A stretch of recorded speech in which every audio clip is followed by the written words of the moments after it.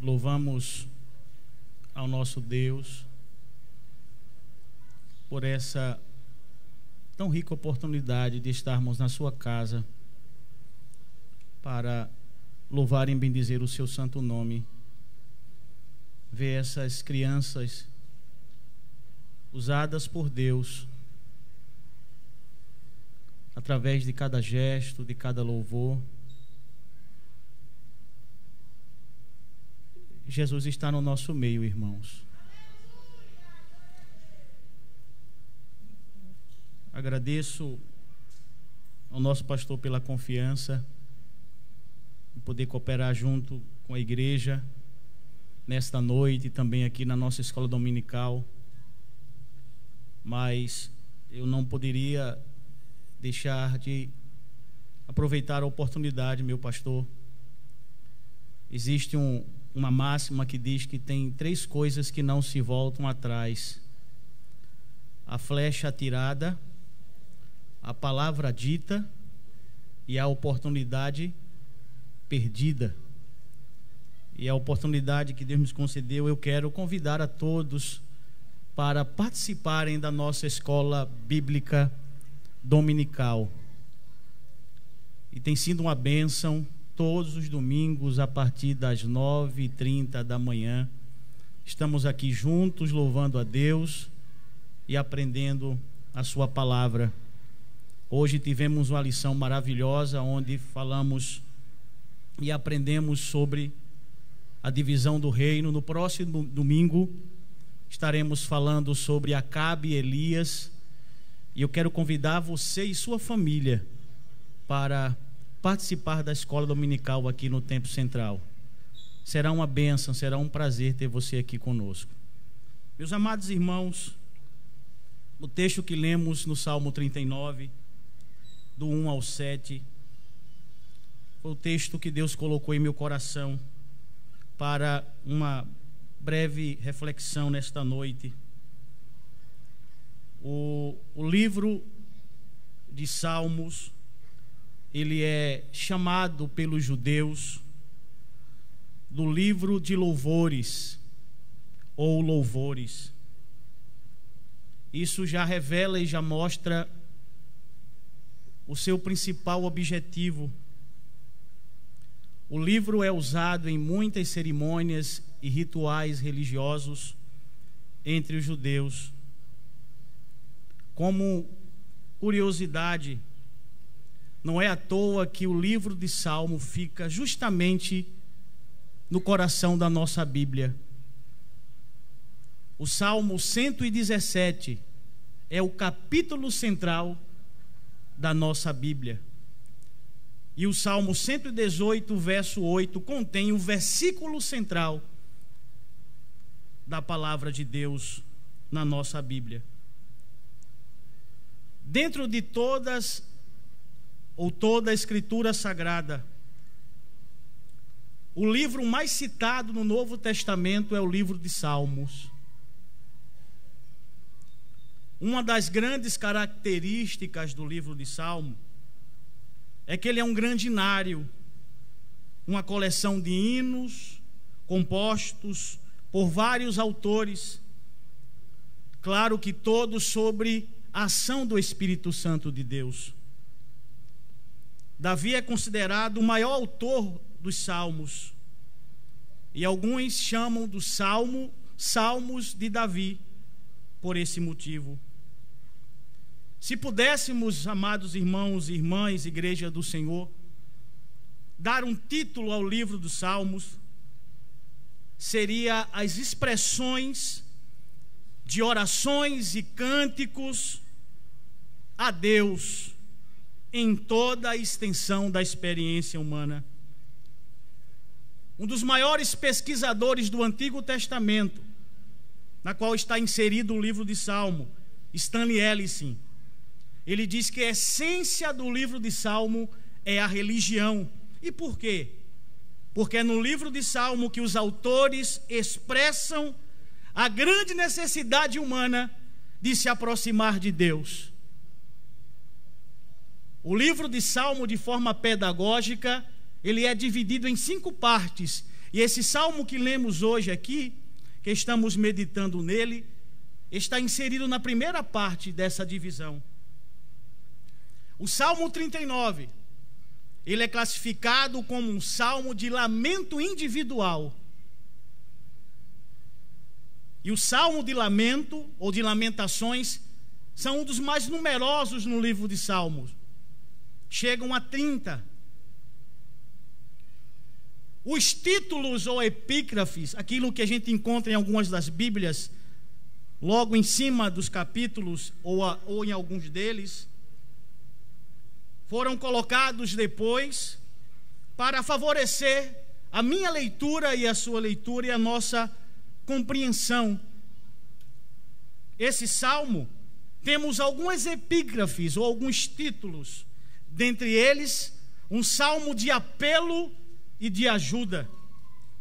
Esse salmo também é intitulado como um cântico por ajuda. Em outras versões, um clamor por ajuda. Também tem o título de Diário de um Ser Humano Aflito. Em outras versões, Cuidados com as Palavras, Brevidade da Vida e Súplica do Salmista, para que Deus guarde da sua impaciência.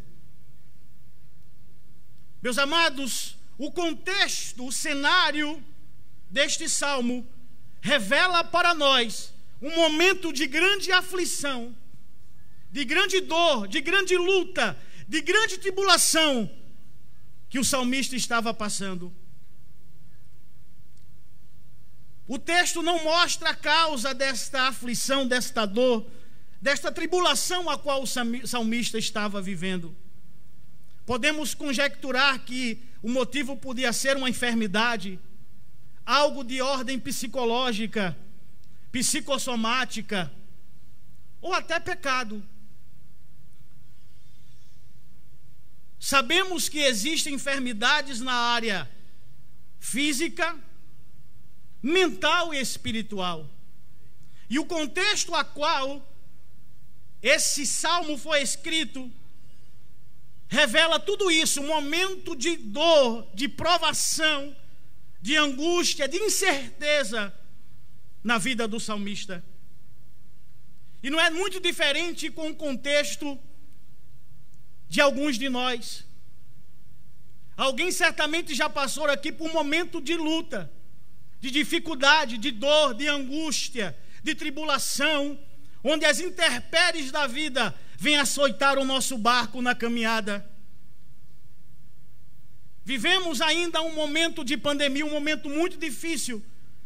Para a maioria aqui, algo inédito. Momento a qual perdemos pessoas queridas, entes queridas, parentes, amigos, conhecidos, que foram levados de forma abrupta, mas sim sobre a vontade do nosso Deus. E não tem como não sofrer com isso. Não tem como se angustiar com isso. Mas escute, Deus está no controle de todas as coisas. Deus não perdeu o controle de nada. Você está entendendo? Ele não perdeu o controle de nada. Nosso pastor falou que vivemos dias trabalhosos, que está escrito na palavra de Deus, dias maus. Não precisamos ir muito longe, vivemos no nosso dia a dia, no nosso cotidiano. Percas de pessoas queridas, outras pessoas enfermas. Algumas dessas pessoas para nós, pessoas que foram e serão referenciais. Pessoas usadas por Deus para nos abençoar, para nos ensinar, para nos instruir, para nos ajudar. Mas já não estão conosco, estão com Deus. Percebam que o contexto não é muito diferente do salmista. Pessoas que estão ainda enfermas, passando por dificuldade, desempregadas, coisas que surgiram de forma repentina diante ao nosso cotidiano. Mas o contexto diz no versículo 1 do Salmo, que o salmista disse consigo mesmo, em uma determinação pessoal, aquilo que alguns chamam de autocontrole, chamado de silêncio da prudência. Ele disse: guardarei os meus caminhos para não pecar com a minha língua, guardarei a minha boca com um freio, enquanto o ímpio estiver diante de mim. Ele resolveu se calar para não pecar com a sua língua quando estivesse sendo questionado acerca da sua fé e acerca do seu Deus. Porque tem momentos, meus amados irmãos, quando estamos sendo afligidos por qualquer intempérie, dificuldade, luta e dor, somos questionados. Alguém pode chegar e dizer: onde está o teu Deus? Onde está o teu Senhor?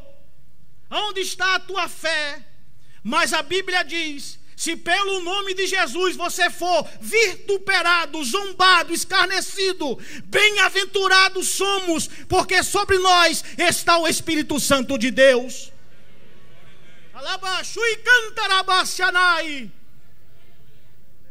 Glória a Deus. E ele se calou, porque tem momentos que é assim, meus amados irmãos. Tu não é crente, onde está a tua fé? Onde está o teu Deus? Tanto sofrimento, tanta dor, tanta dificuldade, tanta angústia. E o salmista resolveu ficar em silêncio. Tem momentos que nos falta palavras. Muitas vezes é só gemido e choro. Mas o nosso Deus escuta e ouve a cada um de nós. Glória a Deus. Ele resolveu ficar calado. Salomão cita um provérbio que diz assim: tem visto tu o homem precipitado em suas palavras? O tolo tem mais esperança do que ele. O salmista ficou em silêncio. Me veio à memória Jairo, príncipe da sinagoga, conhecedor da lei, um homem de uma posição social e religiosa na época de Cristo elevada. Mas o texto que se encontra em Marcos no capítulo 5 narra que aconteceu algo em sua vida com a sua filha. E o texto diz que a sua filha tinha 12 anos e estava enferma para a morte. Mas Jairo foi em busca de Jesus. A Bíblia diz que ele prostou-se diante do mestre e disse: Senhor, eu rogo-te, eu peço que imponha as mãos para que a minha filha sare. E aquela doença, o texto diz que era uma doença para a morte. Quantas vezes surge diante de nós, meus amados irmãos, lutas que parecem para nós sem solução, que parecem para mim, para você, sem saída. Mas escute, você está diante de Deus e a sua vida é dele. O texto diz que ele contou, prostou, adorou, pediu. Mas o texto diz que Jesus não disse nada para ele, ficou em silêncio. Jairo disse: Senhor, minha filha está moribunda, vai morrer. E Jesus ficou em silêncio. Mas Jairo não desistiu. Jairo não saiu da presença do mestre. A Bíblia diz que ele continuou a caminhar com Jesus, com a multidão e com os discípulos. Meus amados irmãos, o que eu enxergo nisso? Tem momento em nossas vidas que parece que Deus está em silêncio. Clamamos, oramos, e a resposta de Deus é o silêncio. E o que isso significa, irmão Trajano? Olhe, o silêncio de Deus é uma resposta para a sua vida e para a minha vida. E que resposta é essa? Para continuarmos junto com Ele, na presença dEle, esperando nele, confiando nele e adorando a Ele. Ele não saiu de perto de Jesus. Ele calou-se como um salmista. Depois que orou, pediu, ele calou-se.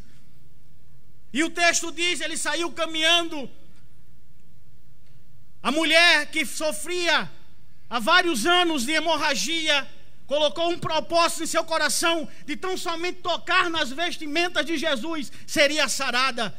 Ele viu todo aquele cenário. Ele viu a mulher chegar escondida, tocar na veste. Jesus parar e dizer: peraí, alguém me tocou aqui.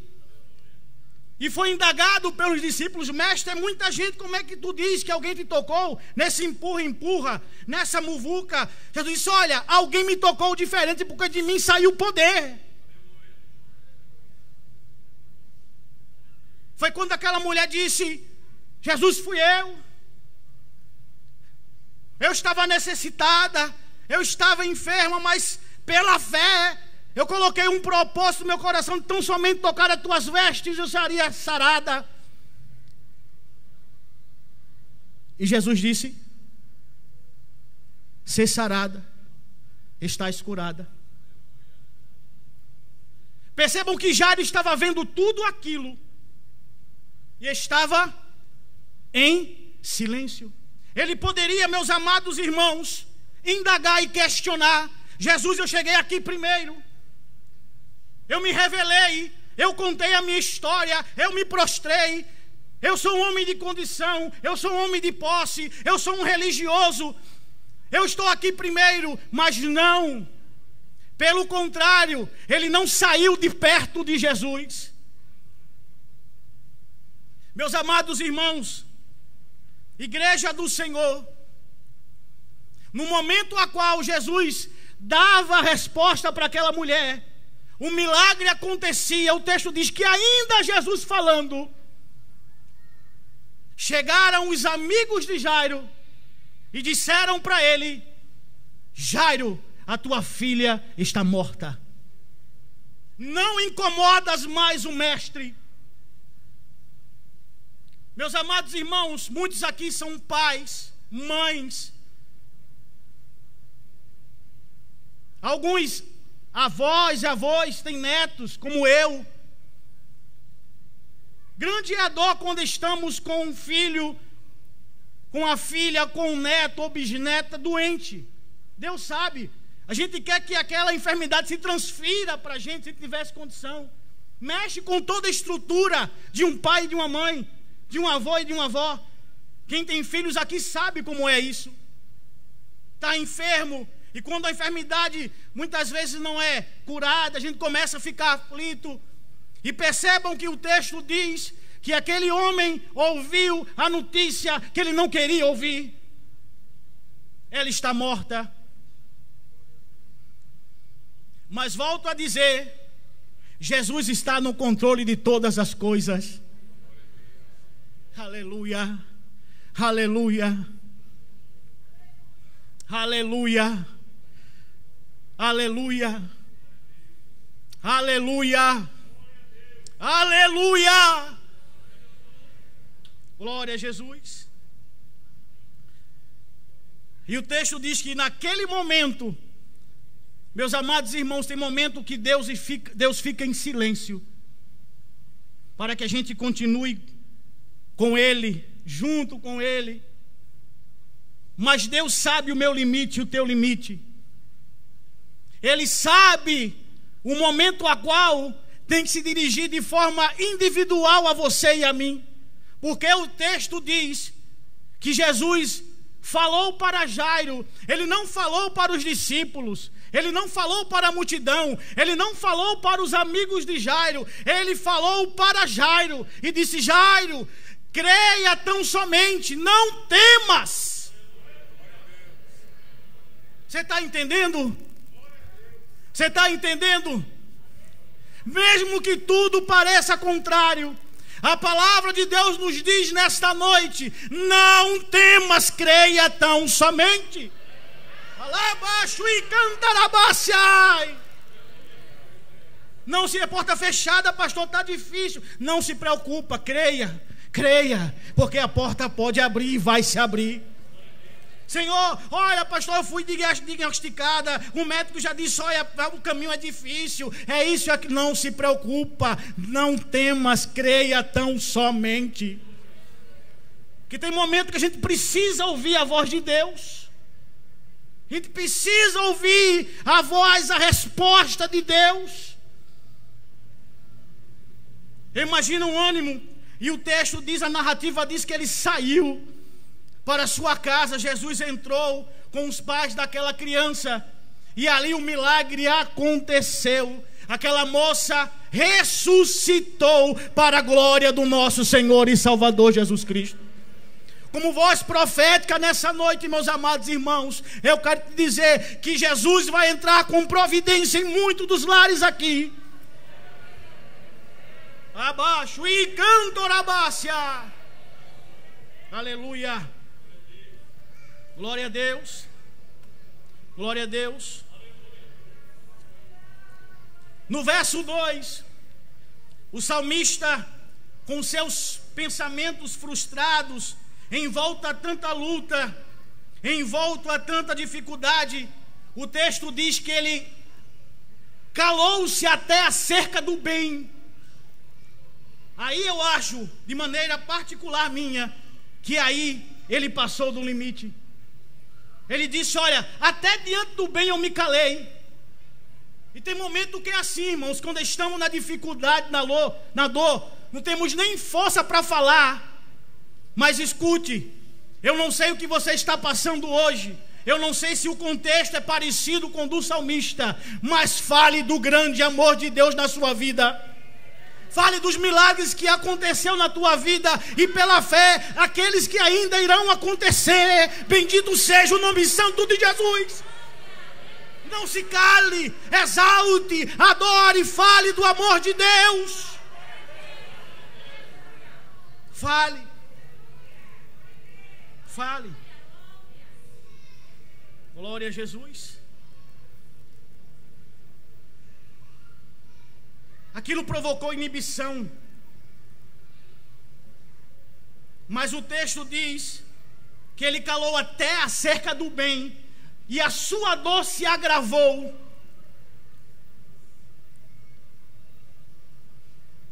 Mas no verso 3, repita comigo, algo aconteceu. Algo aconteceu. A Bíblia diz o seguinte, o verso 3: esquentou-se-me o coração dentro de mim, enquanto eu meditava, acendeu um fogo, então falei com a minha língua. A Bíblia diz que o coração dele começou a se esquentar, e pegou fogo quando ele meditava. Aleluia. Quantas vezes a gente está em silêncio, angustiado, em meio a toda essa dificuldade, e a gente começa a ouvir, a buscar, a ler, a meditar na palavra, e o coração começa a se aquecer, porque a Bíblia diz que o crer vem pelo ouvir, e ouvir a palavra de Deus. E o salmista diz, olha, meu coração começou a aquecer, incendiou-se, se inflamou.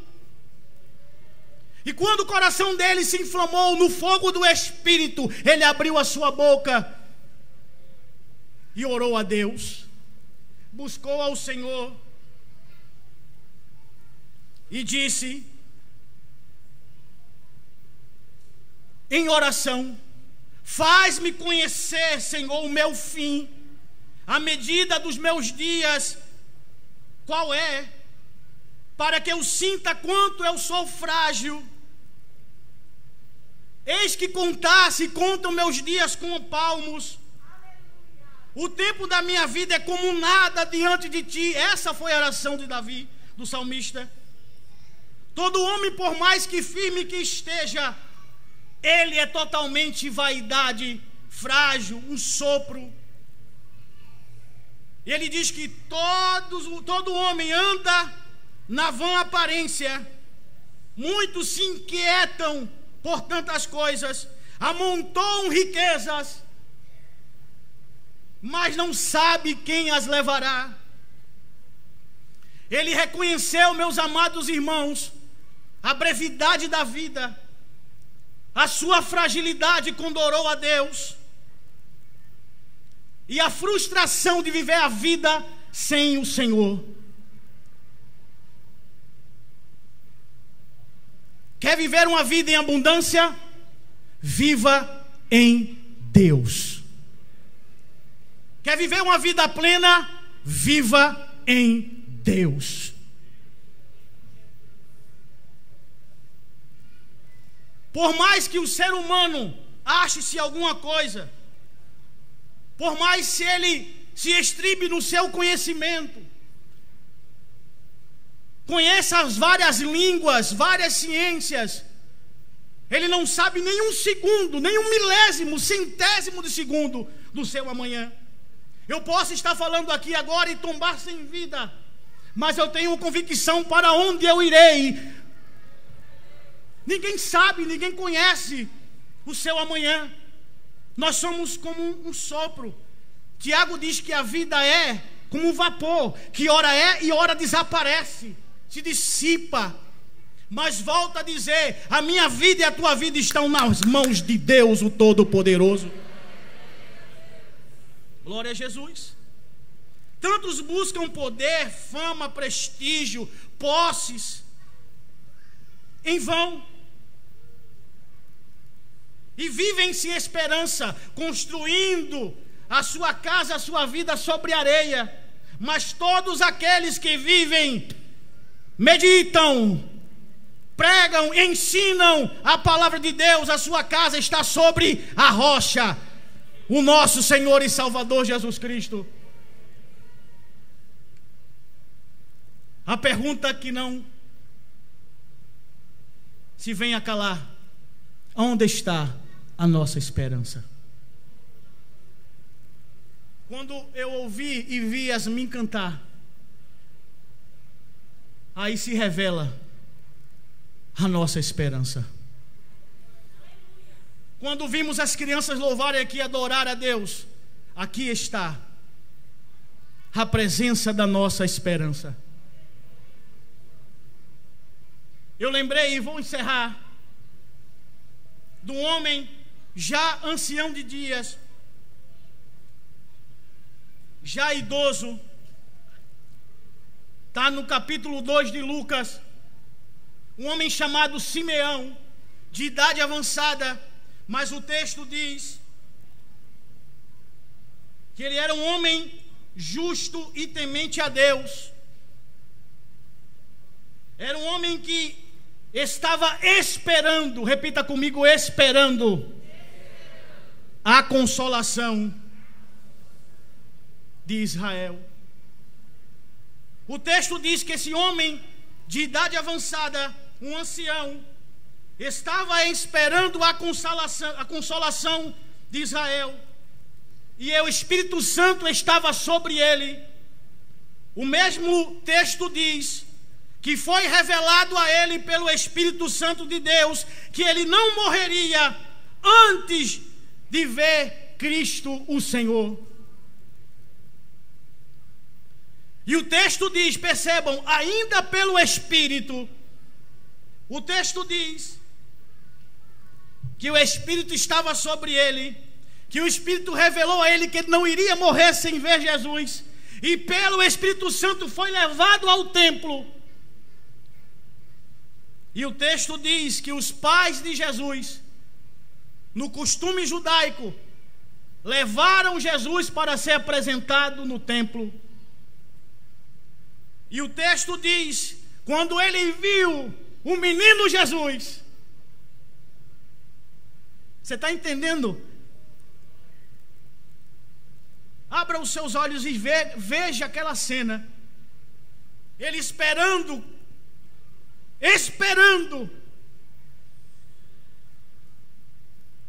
do verbo esperançar, foi levado pelo Espírito à casa de Deus, esperando o menino Jesus. Quando ele vê a família de Jesus chegar no templo, o texto diz que ele pegou Jesus nos braços, levantou aos céus e disse: agora, Senhor, pode despedir em paz o teu servo, segundo a tua palavra, porque já os meus olhos viram a tua salvação. Quando olhamos para essas crianças, não tem como não sentir a presença de Jesus em nosso meio. A esperança de Simeão estava em Jesus, estava na promessa de ver o Senhor e Salvador Jesus Cristo. A esperança dessa igreja, a esperança do ministério da igreja, a esperança minha, a esperança sua, a esperança do salmista está no nosso Deus, o Todo-Poderoso. E diga que nem ele nesta noite: agora pois, Senhor, que espero eu? Repita comigo: agora pois, Senhor, que espero eu? O salmista mesmo responde: a minha esperança está em ti, a minha esperança está em ti, a minha esperança está em ti, nosso Senhor e Salvador Jesus Cristo. Abaixo e canta, abaixo, banaia. Glória a Deus. Faça que nem Simeão. Sinta a presença de Jesus. Mesmo que tudo pareça ao contrário, mesmo que tudo pareça adverso, mesmo que tudo pareça estar chegando ao fim,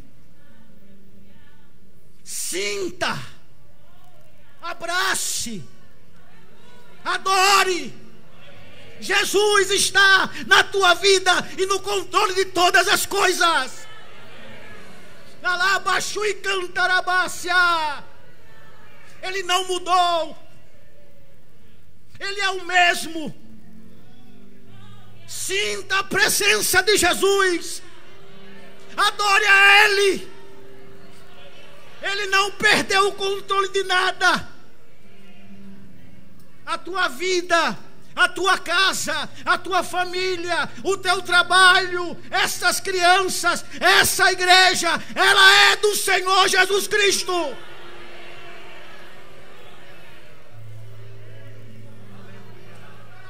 Através do Pix, uma operação rápida, segura e sem custos. Abra o aplicativo do seu banco, clique na opção Pix e em seguida vá na opção Transferência. Depois é só digitar a nossa chave Pix, que pode ser o nosso CNPJ 11 120 490 0001 86. Nosso e-mail contribua@eadalp.org.br ou nosso celular 81 98883 2755. Verifique se a contribuição é para a Igreja Evangélica Assembleia de Deus em Abreu Lima, Pernambuco. Confirme a transferência e depois siga o procedimento do seu banco. Anote nossas chaves Pix para não esquecer. CNPJ 11 120 490 0001 86. E-mail contribua@iadalp.org.br. Celular 81 98883 2755. Você está contribuindo para o crescimento da obra de Deus.